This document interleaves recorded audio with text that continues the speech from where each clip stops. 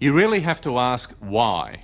Why, after more than 40 years on stage, are the Rolling Stones still acting like teenagers? Well, here's the short answer. Why not? And certainly after that spectacular in Rio, you have to hand it to them. Not too many grandpas can attract 1 million fans to a rock concert, and none can cavort like Mick Jagger. But have they still got it, or are they just going through the motions? On the eve of their Australian tour, Ellen Fanning caught up with the Stones in Japan to see if they live up to their reputation as the greatest rock band on earth.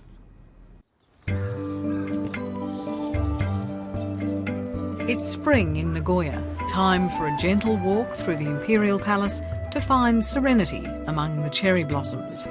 But this week many younger Japanese have no such aesthetic pursuits on their minds because the Rolling Stones have hit town. I can't get no satisfaction!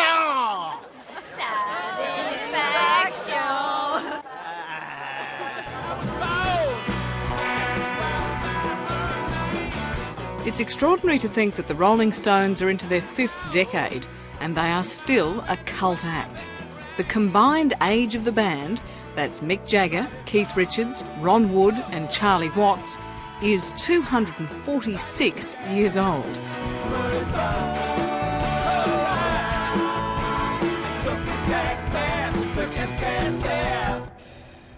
Man, I'm bloody exhausted and I've only just come from Sydney I've to heard here. you're pregnant, is that true? Oh, God, is that what it is? I thought it was Christmas and it wasn't going away.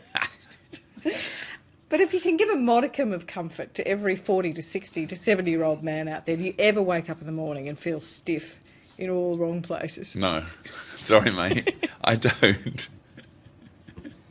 He never ceases to amaze us, really. He runs 6 to 10 miles every night as well. This person that goes whizzing by me. And do you ever look at him and think, mate, you're going to put your back out if you keep that up? No, he does a lot of preparation as well. He's a worker. Worker and very fit, yeah. He's got no right to be at his age, has he? He should have a pot gun. Shouldn't he? So should we all. But, we And you don't. Look at you. You're as thin as a whippet. Twice as fast. You know, people say, why are you still doing it at your age? Why not? You know, let's see. You know, I mean, if somebody can come along and take over the crown or the mantle or whatever, cool. You know, I mean, it wouldn't stop me from playing the music or anything. It's. Can I look at your hands? Look at those hands. Now, they are a working man's hands. Yeah, aren't boxers have got better hands, baby. they? Is that arthritis? A little bit of it, yeah, but it don't hurt. And No? no, it still works. So I hit that thing hard, you know. Yeah. Because they are the hands of somebody who's worked very hard. Yeah, I'm a hard-working man, you know. Seriously? Yeah, even when I'm asleep. Keith Richards is master of the guitar riff and the man many say is the musical conscience of the band. Together, he and Mick Jagger have created 500 songs, most of them good, some of them great. Anthems that cross over the centuries, continents and cultures. And do you get nervous? Is nerves still part of it? I doubt it. I've only got one, and some people get on it, you know. No, but there is, I mean, it depends what you mean by nerves. I mean, some people, nerves, they're all butterflies and all that sort of stuff. No, that don't come into it, but there is, at the same time, a sense of excitement. You've really got to, like, fly. You know, that's what you try and do, you know, and I got some flyers in this band, and Charlie Watts is a motherfucker. Really? Mm-hmm. It's a very rock and roll introduction to the most stylish man in the band. Charlie Watts has spent all his time with the Stones looking like the accidental rock star. Jazz may be his first love, but this, unexpectedly, has been his living.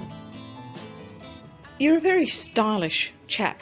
I think in the old days they'd call you a cool cat in the jazz world. Well, that really is.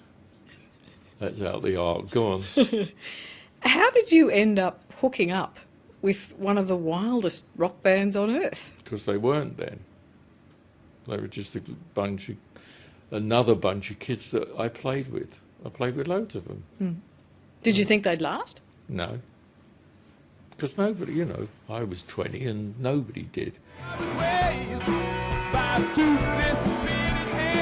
This week in Nagoya, the Stones calculated they played in front of their 1 millionth Japanese fan. In Brazil a few months ago, more than 1 million turned up for just one concert. They might be one of the oldest rock bands in the world, but they are the biggest and the best.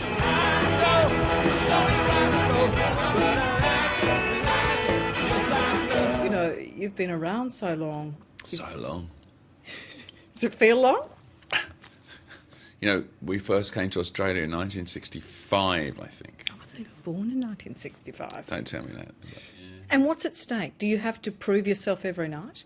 Oh, yeah, every night you have to do your best to prove to yourself you've done your best for yourself, you know. You can't, like, you set yourself a very high stump in serious now. You set yourself a certain standard, you know, that you want to reach every night. And obviously some nights are really, you think, oh, that was for some reason better than normal, but you never want to dip underneath a certain level. Other than the money, why keep doing it? Why not retire to a life of leisure? That sounds very boring. I think that's when you just go... I think creative people don't really do that, you know. What they famously do is bicker. Keith Richards has slagged off at Mick Jagger's knighthood, compared his latest solo effort to dog excrement, and crudely attacked his manhood. He spent 4 decades cutting his oldest friend down to size. He's a funny one. On the one hand, he's an establishment figure, Sir Mick Jagger. All of that. Cricket, polo. And on the other hand, he presents as the rebel frontman. Yeah, he can fool you, can't he? Yeah, he's a conservative in every way except when he works. You know, he's a very, very conservative guy. You know, when he's shagging is another thing, but I wouldn't know. You know what I mean? How do you two stick together? You are We're in the same band. right. Well, you needn't be. Someone We needn't be, no.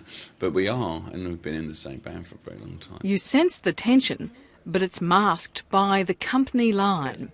But tell me about the relationship between Keith and Mick. How has that looked from... They're like brothers. They're awful rough on each other in public. Not really. Keith's rough on Mick. Yeah. But no more than brothers usually are.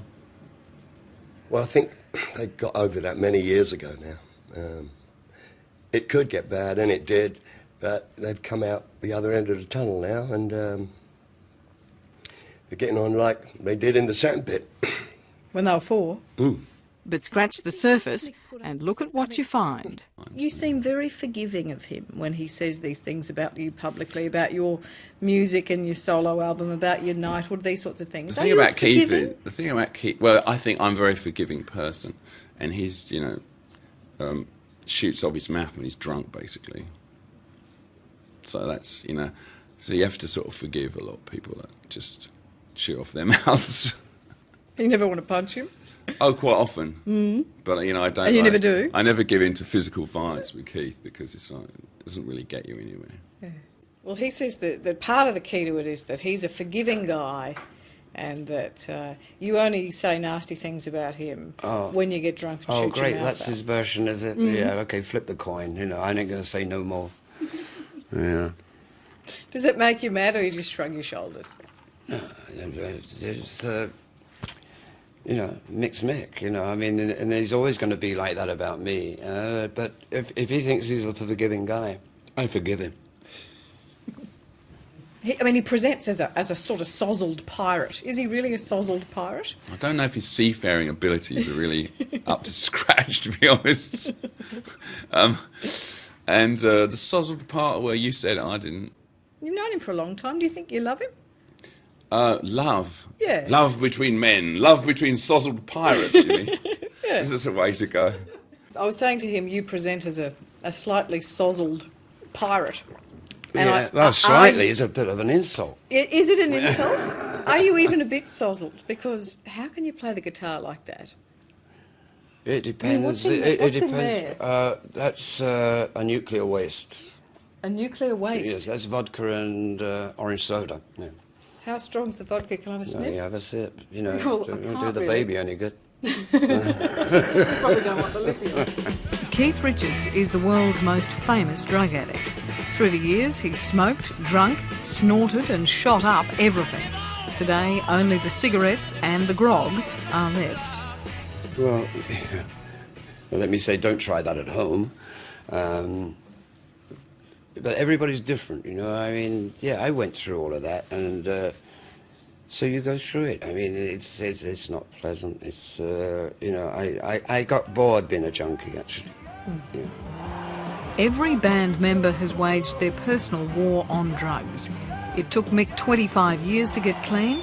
Even Charlie Watts, who resisted during those early halcyon days, succumbed during a midlife crisis in the 1980s.